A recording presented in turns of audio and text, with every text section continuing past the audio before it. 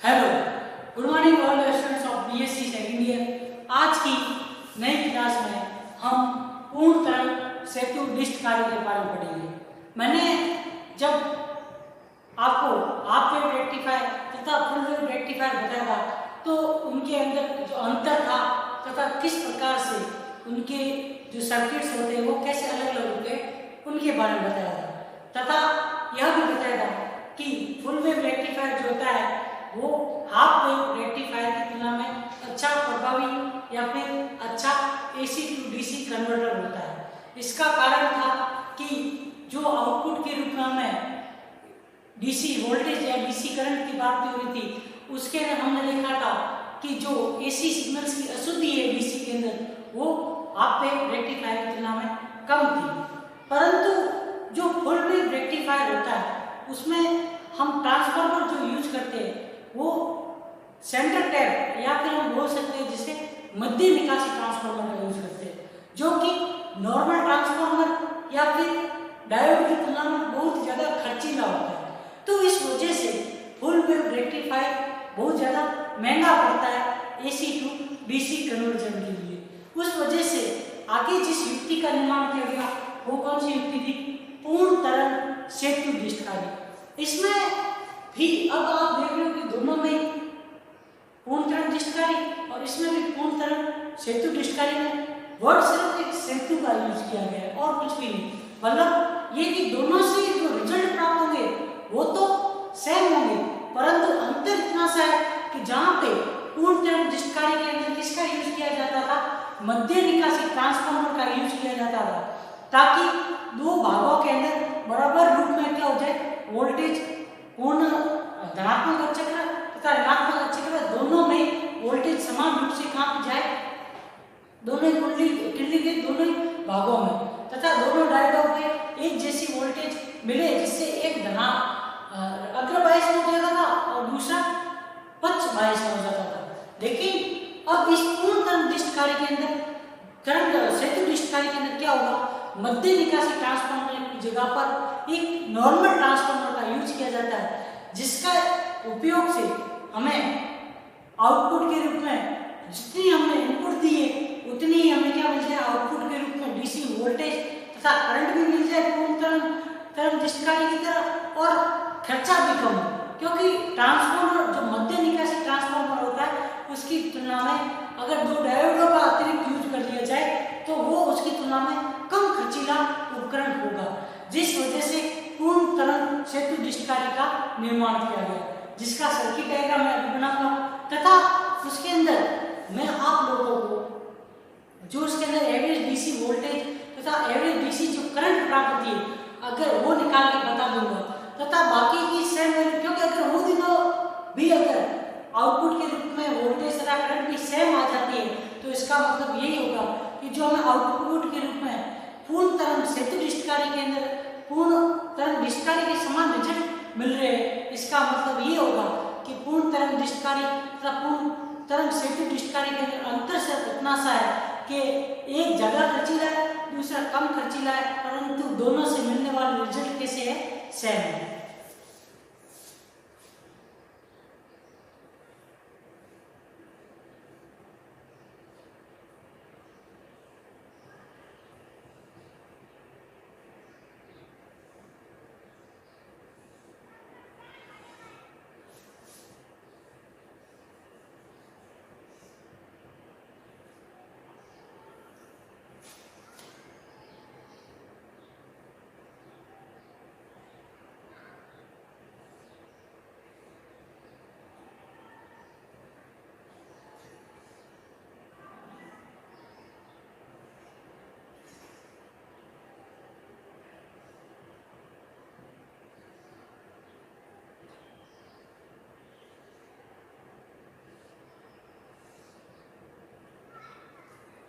इस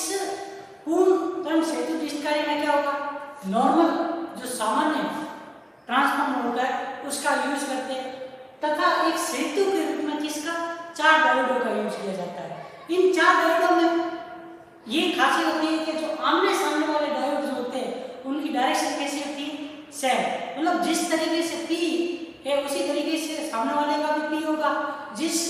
डायरेक्शन के अंदर N है उसी डायरेक्शन में सामने वाले का भी N होगा। कैसे, ये देखिए यहाँ पर, जैसे कि मान लीजिए ये है इसका सिर्फ यहाँ पर ये P यहाँ पर और N यहाँ पर है, तो इसके सामने डायरेक्ट कौन सा आएगा, ये वाला आएगा। तो इसका भी P इधर की तरफ तथा N की दिशा क्या हो जाएगी, आगे की तरफ। अब उसी की तरफ आगे इसके इधर भी होगा।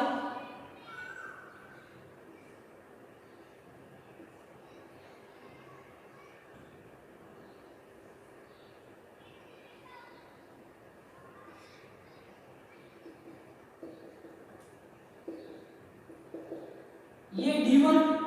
D2, D3 और D4 यहाँ के डायोड को अगर हम देखें तो ये डायोड यहाँ के जो इस सेतु के अंदर हम आमने सामने वाले डायोड को देखते हैं, वो कैसे एक दूसरे के समांतर होते हैं। ये इस पूर्णतः सेतु डिश कार्य के अंदर सबसे इंपॉर्टेंट ध्यान रखने योग्य बात है। क्यों? क्योंकि अगर ये इस तरीके से नहीं होंगे तो उस कंडीशन के अंदर हमें आउटपुट के रूप में कभी भी पूर्णतः दृष्ट कार्य के समान रिजल्ट नहीं प्राप्त होंगे। उस वजह से इस सेतु का निर्माण इस तरीके से किया जाता है।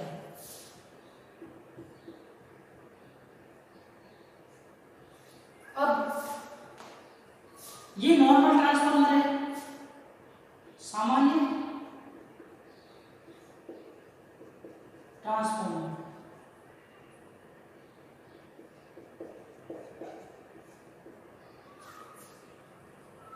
आउटपुट इनपुट के रूप में Vs बराबर क्या है, Vm sin थीटा या फिर ओमेगा टी। यहां से या फिर इस तरीके से, या फिर आप ये कह सकते हो यहां से आपने क्या किया, 220 वोल्ट या 50 हर्ट्ज की इनपुट की इस रूप में एसी वोल्टेज या एसी करंट के रूप में, जो कि यहाँ पे आके कैसे Vs बराबर Vs के फॉर्मूला आती है और Vs का मान क्या है, Vm sin ओमेगा टी। यह मैक्सिमम वैल्यू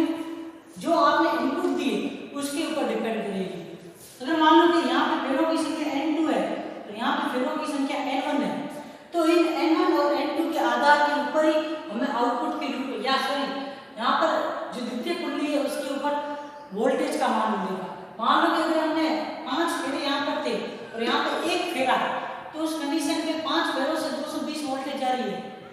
तो इस एक फेरे के ऊपर क्या हो जाएगी, इसकी 5 गुना हो जाएगी। या फिर हम बोल सकते हैं कि यहाँ पे एक फेरा है और यहाँ पे 5 फेरे हैं, तो उस कंडीशन में अगर एक फेरे में यहाँ पे 220 वोल्टेज जा रही है तो दूसरे के ऊपर कितने 5 फेरे, तो उसका मतलब उस वोल्टेज का मान क्या हो जाएगा, कम। मैंने आप लोगों को स्टेप अप तथा स्टेप डाउन के बारे में बताया था। ये स्टेप अप तथा स्टेप डाउन जो फेरों की संख्या होती है उसके बारे में बताते हैं, जिसके अनुसार अगर हमने जो इनपुट वोल्टेज की उस आधार के ऊपर हमें आउटपुट या जो आगे की तरफ द्वितीय कुंडली है उसके ऊपर कितनी वोल्टेज हमें अधिक चाहिए या कम चाहिए, उस आधार के ऊपर हम क्या करते हैं, फेरों की संख्या निर्धारित करते हैं, जिससे हमें कम वोल्टेज या अधिक वोल्टेज कितनी चाहिए वो यहाँ पे प्राप्त होती है। अब यहाँ पे इस डायोड है या इसकी निर्माण में एक तो सबसे तो पहले किसका, सामान्य ट्रांसफार्मर का उपयोग किया जाता है। दूसरा 4 डायोड क्या होते हैं इसमें, सेतु रूप में जुड़े होते हैं। तीसरा पॉइंट इसके अंदर ये खास है कि आमने सामने वाले डायोड क्या होते हैं, आमने सामने वाले डायोड एक दूसरे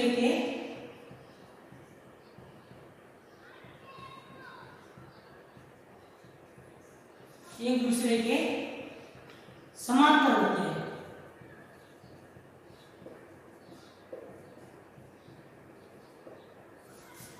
यहां पर देखिए ये इसके समांतर है, ये इसके समांतर है। अब देखिए ये तो मैंने इसके 3 पॉइंट थे। अब जो इसकी क्रियाविधि होगी उसके बारे में आपको, क्रियाविधि के अंदर इसके 2 भाग होंगे। एक तो कौन सा, जब आपने इनपुट किया तब कौन सा चक्र लिया, धनात्मक अर्ध चक्र लिया, तो धनात्मक अर्ध चक्र की कंडीशन के अंदर कौन से डायोड अग्रबायस होंगे, कौन से डायोड फॉरवर्ड बायस में होंगे, उस आधार के ऊपर हमें क्या मिलेगी, आउटपुट वोल्टेज या फिर आउटपुट करंट मिलेगी। उसका डायग्राम हम ग्राफ से प्राप्त कर लेंगे। जैसे कि सबसे पहले ये देखिए क्रिया विधि के अंदर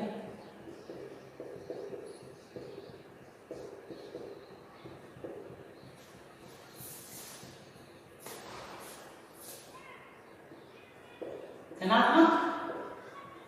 अर्धचक्र, धनात्मक अर्धचक्र में क्या होगा कि जब यहाँ पे धनात्मक अर्धचक्र है तो उस कंडीशन के ऊपर यहाँ पे प्लस का साइन, यहाँ पे माइनस का साइन, तो यहाँ पे भी कौन सा साइन मिलेगा, प्लस का, यहाँ पे भी माइनस, मतलब यहाँ का बी सिरा तो ये ए सिरा क्या हो जाएगा, धनावेशिक, और ये बी सिरा ऋणावेशिक। उस कंडीशन में अगर हम देखें तो ये डायोड एन, ये डायोड एन, इस डायोड का जो पी सिरा है V2 का वो कैसा है, धनात्मक, और यहाँ का भी ये पी सिरा कैसा है, धनात्मक, क्योंकि यहाँ का एन सिरा कैसा है, ऋणात्मक हो जाएगा। तो ये दो डायोड D1 तथा D2 डायोड क्या हो जाते हैं इस कंडीशन के अंदर, D1 and D2 is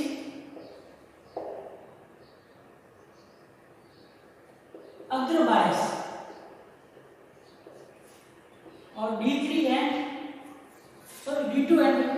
D4, D3 and D1 उत्क्रम बायस। जब D2 एंड D4 अग्र बायस में, D3 और D1 उत्क्रम बायस में, तो ये दोनों को क्या हो जाएंगे, टूटी हुई तार की तरह बिहेव करेंगे, मतलब सर्किट में इन दोनों का कोई यूज नहीं होगा, क्योंकि यहाँ से क्या है, कोई भी करंट फ्लो नहीं हो रही है। तो उस कंडीशन में जो डायग्राम बनेगा वो किस प्रकार से होगा,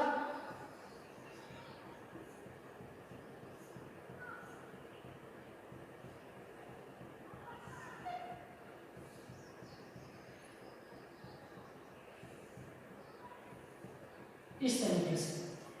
क्योंकि ये तो कंडीशन, ये कौन सी डायोड के लिए, D2 के लिए, ये वाली D4 के लिए। मैंने आप लोगों को जब से रेक्टिफायर का रिश्ता स्टार्ट कराया था उससे पहले बता दिया था कि जो PNCD डायोड है वो अग्र बायस में बहुत अधिक करंट फ्लो करता है, उस वजह से वो प्रैक्टिकली किस तार के रूप में होता है जब उसके अंदर अग्र बायसिंग कंडीशन होती है। और वहीं पर अगर वही डायोड अगर उत्तर बायस में है तब उसमें कोई भी करंट फ्लो नहीं होगी, उस वजह से वो क्या होता है, टूटे हुए तार की तरह बिहेव करता है। तो यहाँ पे ये डायग्राम बनेगा, और अगर मैं इसको जोड़ दूं या फिर एक सिंपल फॉर्मूला लिखूं या सिंपल करूं या सीधी लाइन के ऊपर बनाऊं तो वो कैसे होगा,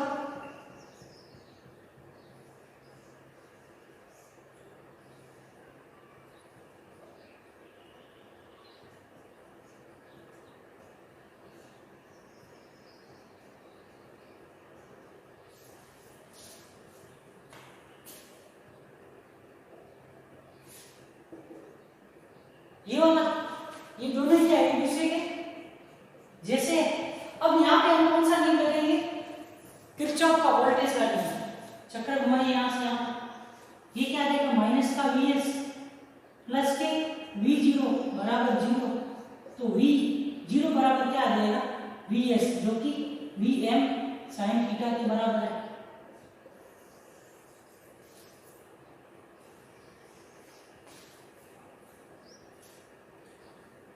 ये तो कौन सी कंडीशन हो गई, धनात्मक अर्धचक्र की कंडीशन हो गई। अब कौन सी, ऋणात्मक अर्धचक्र,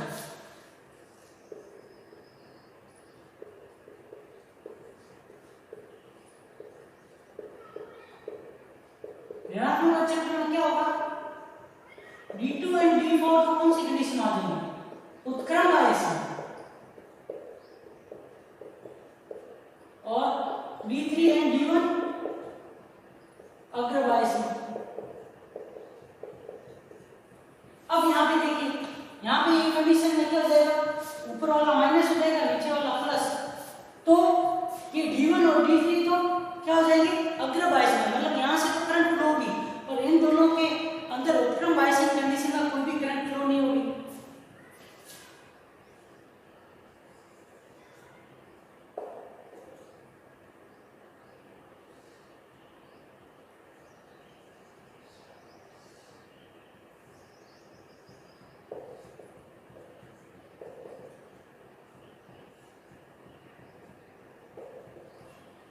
तो इसको अगर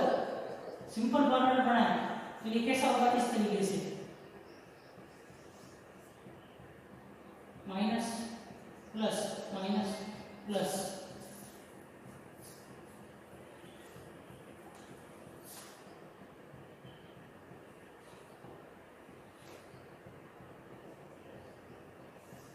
किरचॉफ के नियम से Vs प्लस सॉरी माइनस के V0,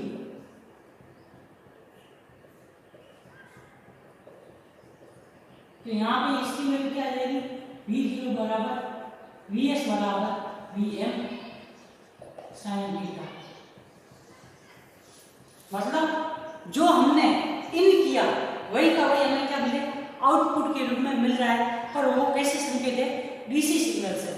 तो इनमें इस कंडीशन में भी देखिए कोई भी अंतर नहीं है, पूर्ण तरंग डिस्टकारी, और इसमें बस अंतर इतना सा है कि पूर्ण तरंग सेतु डिस्टकारी जो होता है उसमें 4 डायोडों का यूज किया जाता है, तो और 4 डायोडों की सहायता से हमें आउटपुट के रूप में पूर्ण तरंग या पूर्ण डीसी वोल्टेज पूर्ण डीसी वोल्टेज उससे प्राप्त हो जाती है। परंतु यह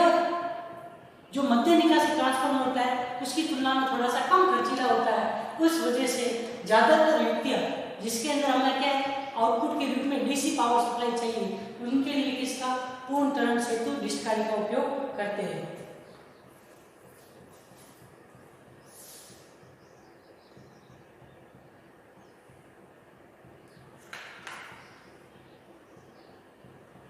अब यहां पर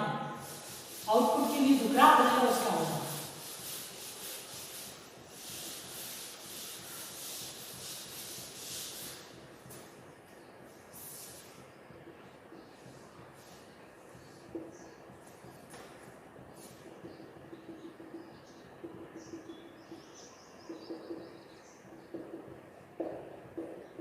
निवेशी वोल्ट का Vs बराबर Vm साइन ओमेगा टी।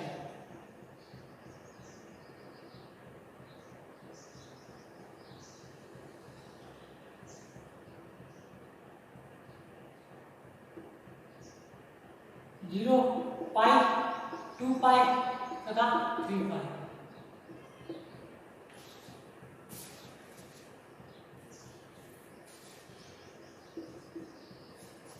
अब इसके ऊपर जब हम धनात्मक अच्छा कर दिया जाए तो हम आउटपुट के रूप में निर्गत वोल्ट का कितना मान प्राप्त होता है उसका मान ज्ञात करेंगे।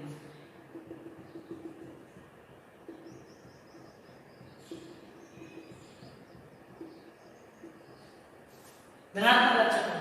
V0 बराबर क्या है, Vs बराबर Vn साइन ओमेगा टी। तो मतलब जो इनपुट किया वही का वही क्या मिलेगा हमको, आउटपुट। दूसरी कंडीशन में ये क्या है, वही कंडीशन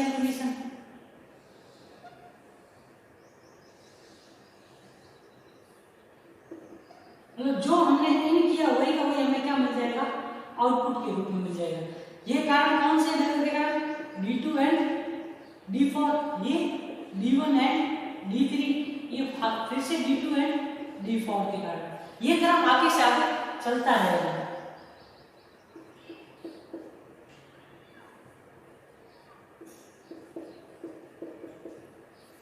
तो ये आपने यहाँ पे ग्राफ से भी देखा कि ग्राफ में अगर हम देखेंगे तो ग्राफ में और जो प्रैक्टिकली हमने जो डायग्राम के अंदर या सर्किट के अंदर जो इनपुट किया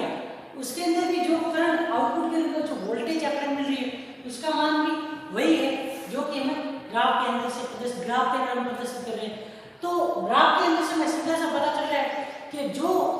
वैल्यू आउटपुट के रूप में पूर्ण तरंग डिस्टकारी हमें दे रहा था, आउटपुट डीसी वोल्टेज के लिए वही का वही आउटपुट पूर्ण तरंग सेतु डिस्टकारी हमें क्या दे रहा है, आउटपुट के रूप में डीसी वोल्टेज या डीसी करंट दे रहा है। तो इसका मतलब ये हुआ कि पूर्ण तरंग सेतु डिस्टकारी पूर्ण तरंग डिस्टकारी के समान है और इसके अंदर जो हमें रिजल्ट मिलेगी वो भी उसके समान प्राप्त होगी। परंतु पूर्ण तरंग डिस्टकारी या कार्य जो होता है वो मध्य निकासी ट्रांसफार्मर का यूज करने के कारण अधिक खर्चीला होता है, जिस वजह से उसका यूज कम या अधिक खर्चे से बचने के लिए किसका निर्माण किया गया, पूर्ण तरंग सेतु डिस्टकारी का निर्माण किया, जो कि हमें क्या करता है आउटपुट के रूप में सेम तरंग डिस्टकारी के समान सेतु डिस्टकारी में हमें रिजल्ट देता है, जो कि तरंग डिस्टकारी के निर्मित है। अब मैं इसके अंदर आप लोगों को DC voltage, average DC voltage तथा एवरेज डीसी करंट का मान निकाल कर बताता हूँ, जिससे हमें ये पता चल जाएगा कि जो वैल्यू हमें तरंग डिस्टकारी के अंदर मिल रही थी वही की वैल्यू किस में मिल रही है, सेतु डिस्टकारी में भी मिलती है।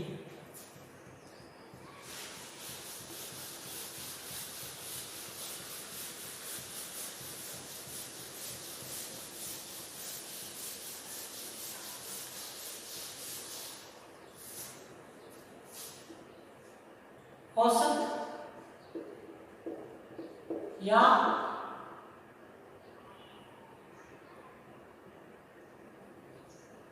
औसत डीसी वोल्ट का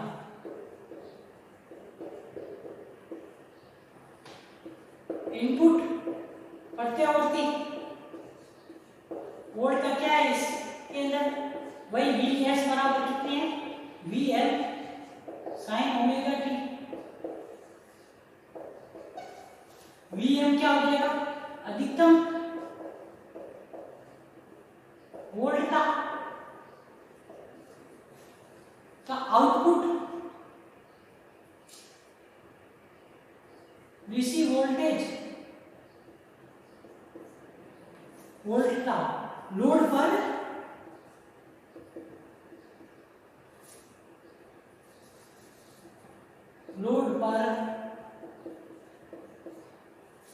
आउटपुट या फिर लोड पर डीसी वोल्ट का V0 बराबर क्या हो जाएगी, Vm sine omega T minus के Vm साइन ओमेगा टी। 0 से थीटा का वैल्यू कहां तक है, पाई तक, तो पाई से थीटा कहां तक, 2 पाई तक। ये माइनस का साइन का कारण मैंने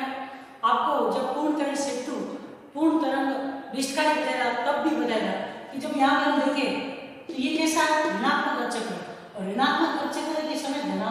वहीं पर आउटपुट के रूप में हमें क्या मिल रही है, इसी का इनवर्स मान मिल रहा है, और इसका इनवर्स जो होगा वो किसके द्वारा प्रदर्शित किया जाएगा,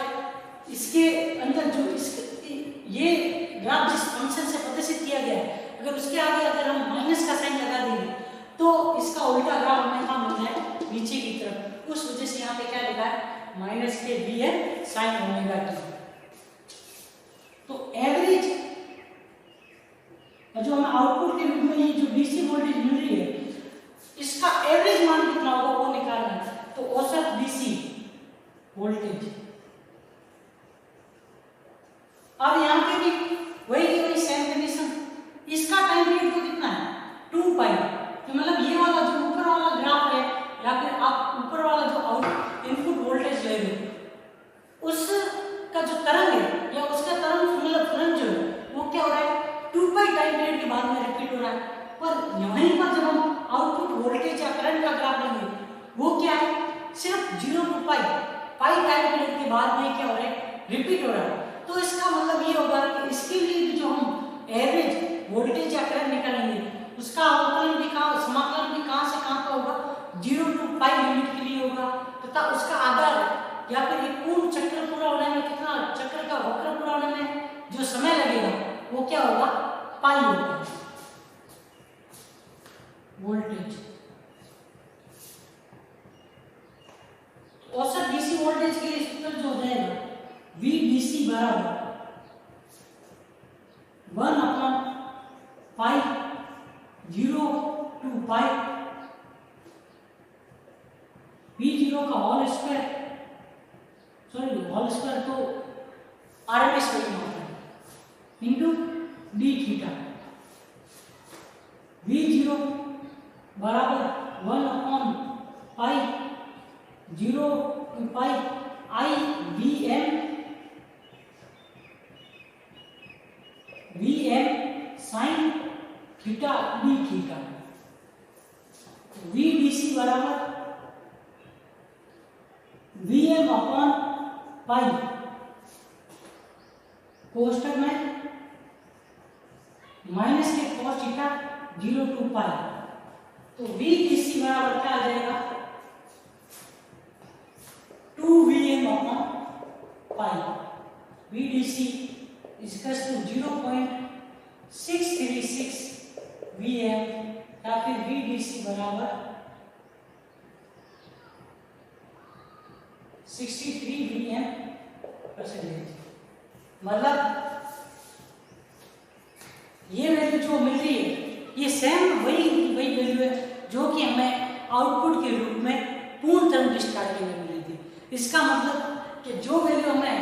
इस सेतु डिस्चार्ज मिल रही है वही की वही हमें अगर तरंग डिस्चार्ज के अंदर मिल रही थी तो इसकी जगह पर उसका यूज करके हम ज्यादा खर्चा क्या करें। इस कम खर्चे से अगर हमें वही की वही आउटपुट मिल रही है जो कि ज्यादा खर्चे से मिल रही थी तो उस जगह उस खर्चे को कम करने के लिए किसका निर्माण किया जाता है पूर्ण तरंग सेतु डिस्चार्ज का। और अगर हम करंट का मान निकाले लोड धारा का तो वो लोड धारा भी अगर हम देखेंगे तो वही आएगी। तो यहाँ से अगर हम लोड धारा का मान याद करना है तो मैक्सिमम करंट तो क्या हो जाएगी IM बराबर VM upon RL plus RF के बराबर। तो यहाँ से लोड करंट जो आउटपुट के रूप में मिलेगी वो क्या हो जाएगी IM sin omega T minus के IM sin omega T theta 0 से पाई और पाई से 2 पाई। वही वापिस अवकलन करेंगे तो IBC का जो मान आएगा 1 upon pi IM sin omega T D theta और ये वैल्यू वापिस वही आ जाएगी 2 time of IM upon pi. इसकी वैल्यू 0.636 IM के बराबर आती है। इस वजह से जो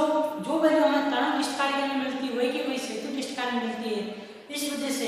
हम ये कह सकते हैं कि सेतु डिस्चार्ज जो है वो हाफ वेव रेक्टिफायर की तुलना में भी अधिक डिस्ट संकेत देता है या फिर इसके डिस्ट संकेत की शुद्धता भी क्या हो जाएगी हाफ वेव रेक्टिफायर की तुलना में अच्छी होगी। परंतु फुल वेव रेक्टिफायर की जगह पे इसका यूज करने का एक ही कारण है कि मध्य निकासी ट्रांसफार्मर अधिक खर्चीला होता है जो कि डायोडों की तुलना में अधिक खर्चीला होता है लेकिन डायोड कम खर्चीले होने के कारण हमें आउटपुट के रूप में फुल वेव रेक्टिफायर के समान संकेत देते हैं। इस वजह से पूर्ण तरंग डिस्चार्ज की जगह पे पूर्ण तरंग सेतु डिस्चार्ज का उपयोग किया जाता है।